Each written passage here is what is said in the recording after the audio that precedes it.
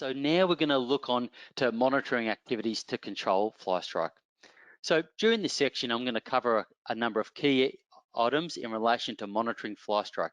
This includes identifying why monitoring is important and the role it plays in short-term fly strike management, how to monitor for fly strike, and the signs of fly strike.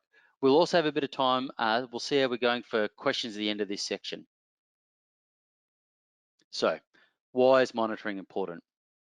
Well, monitoring fly strike is an important tool for wool growers to use, particularly when conditions indicate an increased risk of fly strike. The aim of all monitoring activities should be to detect and deal with fly strike as soon as possible. So, doing so means you stop the fly strike from worsening in individual animals and prevent further suffering of fly strike animals. Prevent fly populations increasing and fly strike spreading through the entire flock or area. Remember, it's better to prevent than have a problem. And of course, naturally, we want to avoid all the negative impacts on wool production due to poor health or damage to the wool from the strike, and also all the other effects on our production parameters in our flock.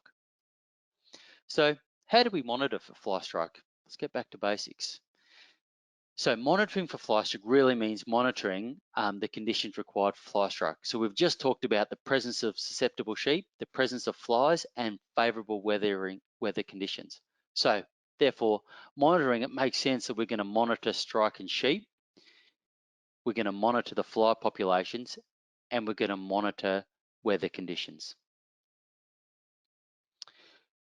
Regularly checking mobs of sheep and carefully looking for signs of fly strike is an important part of fly strike management.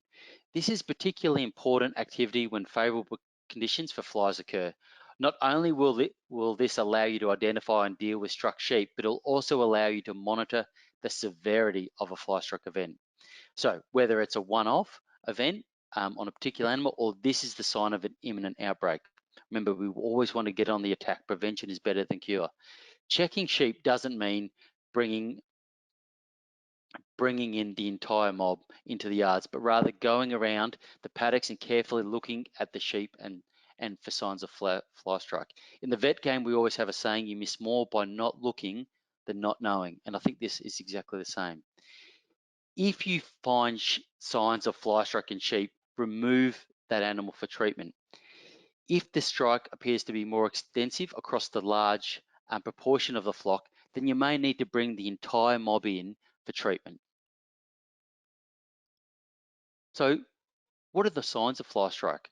When you are monitoring fly strike in sheep, it's important to understand the signs of fly strike and how severe it is. Small areas of fly strike that cannot be detected easily and quite common are known as covert fly strikes. They are difficult to detect unless you're looking closely at sheep, such as when you're handling them, shearing them, or marking. Covert fly strike can last for some weeks before advancing into the more obvious fly strike during warm and moist conditions, or they can resolve without needing treatment. Early signs of fly strike should be noted in a monitoring program. Include patches of wool that appear discolored from chewing or rubbing. These generally do not have a large strike wound, but will become progressively darker with more exudate or weeping. Sheep also behave differently, as they will be uncomfortable and irritated. They may twitch their tail, bite, or scratch at the affected area if they can't reach it, especially when we're talking about breech strike. They may also stamp their feet, duck their heads, and arch their backs, but generally will stay with the mob. As soon as an early detectable strike is confirmed, implement those treatment activities and take some steps to prevent further fly strike from occurring. Start by treating all struck sheep and then work out why the strike has occurred. We always say, if so, why so? If not, why not? Like, let's look at why this is happening. This allows us to determine whether it's just an anomaly, that is just one particular susceptible sheep is affected, or this is an indicator that the outbreak is imminent. If strike appears to have affected more than one particular susceptible sheep, consider whether, is this something we've done as a management area, with timing of crutching, we've delayed it, or a chemical application area, or is this due to a fly wave that's building up? This can really help determine what the next course of action may be. So if you think an outbreak or a fly wave might happen, increase monitoring, dial it up, and take action such as crutching or chemical prevention as soon as possible. If shearers can't be arranged, consider alternatives such as additional jetting with preventative treatment, which may provide you a little bit of interim protection until shearing or crutching can be arranged. So, advanced fly strike. The signs of advanced fly strike are more obvious because the wounds are larger and the toxins released by the maggots can cause a whole of body effects for the sheep, including fever and potentially sepsis and septic shock. Wounds from advanced fly strike are large, wet, dark, smelly, and maggots will be moving outwards to consume the healthy tissue. Affected areas will be swollen and inflamed due to the toxins released by the maggots. Sheep will be suffering significant pain and inflammation, as well as a fever and other whole of body effects.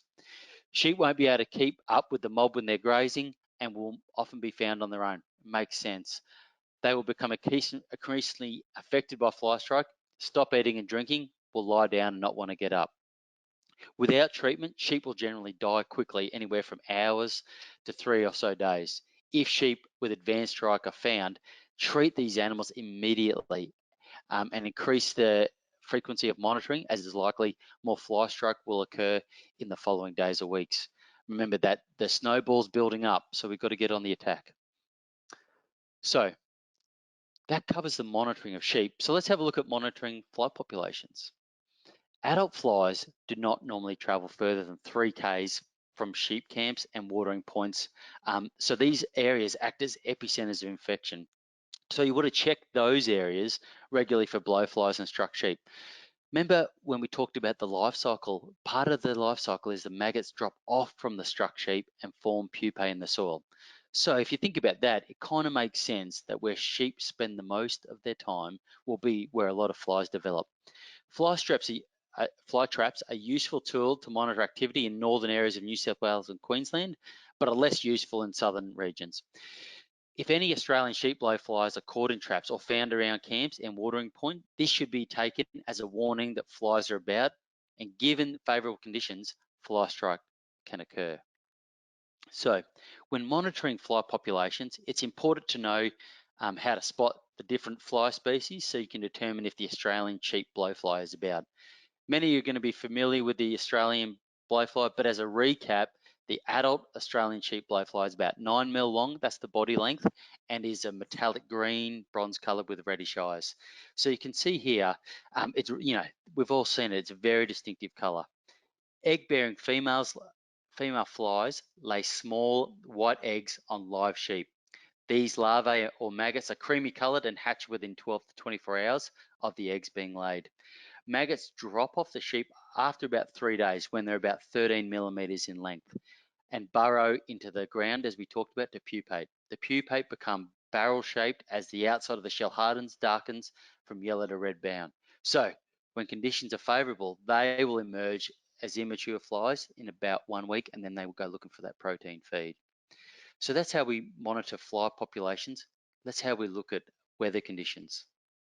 So remember, from the prevention section, consecutive warm, calm, wet days above 15 degrees provide the ideal conditions for female flies to lay eggs on sheep and a good indicator that strike may occur. Monitoring the weather helps you in advance because you see when weather conditions are likely to favour flies. So back on our Flyboss website, a forecast of wetter than average conditions can be a valuable indicator for increased fly activity. When we've got a wet summer, this is likely to extend the fly season and increase the risk of fly strike. So you can access free national risk maps via the Flyboss website. So these are the key monitoring activities you need to be undertaking regularly.